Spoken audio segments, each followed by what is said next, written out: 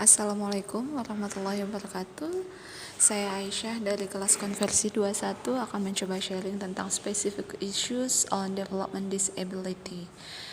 Autism including new strategies in testing, diagnosis, and treatment.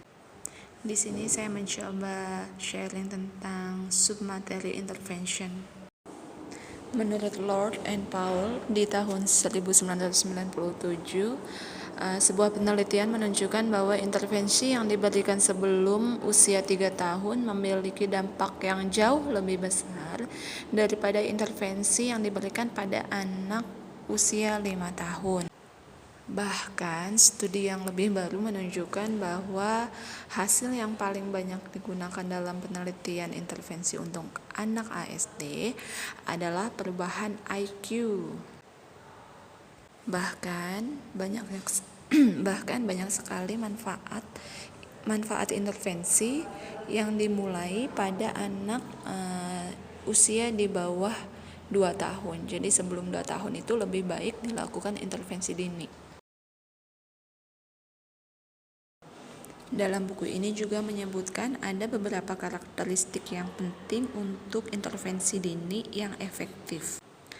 Yang pertama ada masukkan anak sedini mungkin ke dalam program intervensi setelah diketahui bahwa anak tersebut memiliki tanda-tanda yang dicurigai.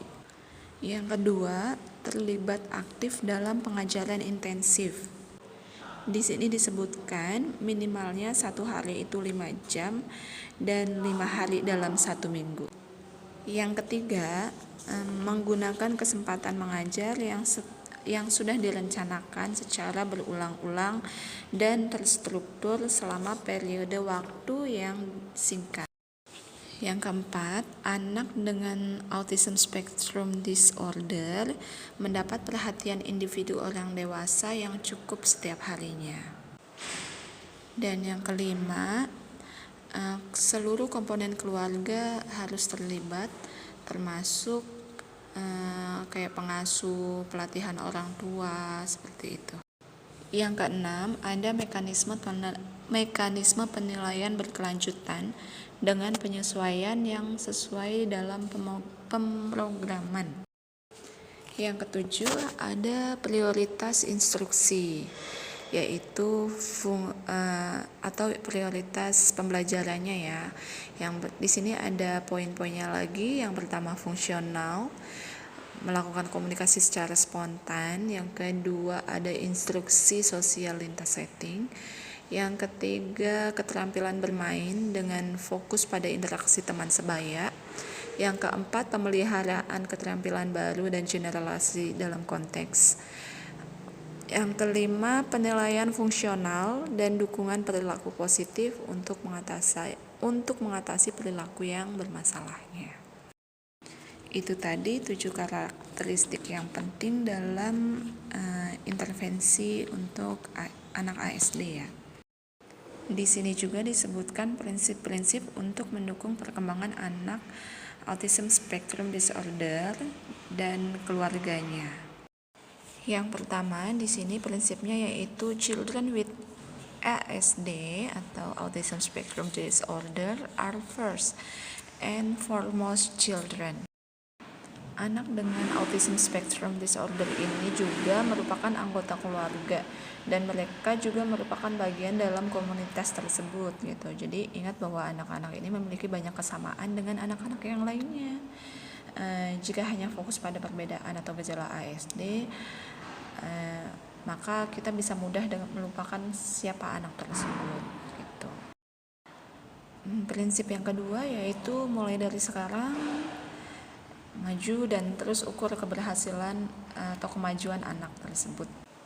Jadi ketika kita melihat ada tanda-tanda atau kita mencurigai adanya keterlambatan atau suatu hal mengenai ASD, kita tidak perlu menunggu diagnosis untuk memberikan dukungan dan stimulasi ya. Jadi kita harus lebih cepat mulai dari sekarang gitu.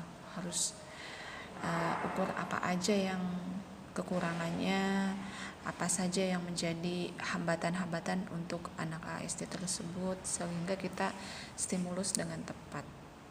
Yang ketiga ada partnership with families are essential.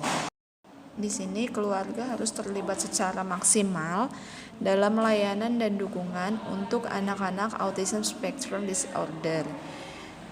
Orang tua atau keluarga harus turut serta mengambil keputusan, kemudian mengumpulkan informasi-informasi, kemudian melakukan pembenahan kayak pembelajaran untuk orang tua itu sendiri gitu. Intinya partisipasi orang tua dalam proses intervensi sangat bervariasi, mulai dari peran guru sekolah dasar sampai pengamat dan informan. Jika anaknya sudah bersekolah, peran guru juga sangat penting ini untuk intervensi anak ASD, karena orang tua dan guru melakukan maksudnya bekerja sama untuk mendokumentasikan secara konsisten mengenai berbagai hal yang adaptif seperti perilaku, sosial, dan komunikasi anak. Oke, yang keempat ada children with autism spectrum disorder need a comprehensive curriculum. Jadi anak dengan ASD ini mereka membutuhkan kurikulum yang komprehensif agar isi kurikulumnya itu sesuai dengan perkembangan di seluruh area pembelajaran dan dengan si anaknya tersebut gitu. Kalau di buku ada comprehensive treatment models. Jadi comprehensive treatment model atau CTM ini bersifat komprehensif dan menangani berbagai kebutuhan perkembangan dan perilaku anak-anak. Di sini juga ada contoh tabel mengenai selected comprehensive treatment models. Ada di bagian tabel 9.3. Di contoh ini ada developmental, individual difference, relationship based, dan for time description. Ada juga di sini pendekatan for time berfokus pada anak-anak untuk membantu menguasai mengenai blok berhubungan, komunikasi, dan membantu anak untuk berpikir. Demikian dari saya mengenai prinsip-prinsip untuk mendukung perkembangan anak autism spectrum disorder. Nanti dilanjutkan yang poin kelima dan seterusnya oleh Miss Yuni. Terima kasih.